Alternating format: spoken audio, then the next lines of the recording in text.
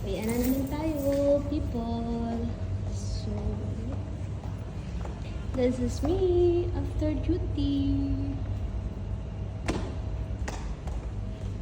Launa na. Balik tayo sa locker. Kukunin natin yung gamit natin. So, ngayon ay aking day off. So,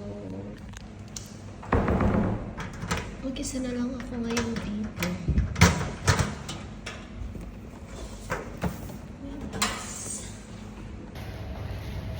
Good night, guys. Good morning natin. Bye-bye, guys. Ayan, tapos na ang duty natin. At tatakbo na yung ating day off. Ngayon ay araw na ng Thursday. Nandito sa labas. Ito yung labas. At hindi na masyado mainit. Baka bukas mainit na naman. Paiba-iba yung klima ngayon dito, guys. Dahil nagpapalit na ng klima.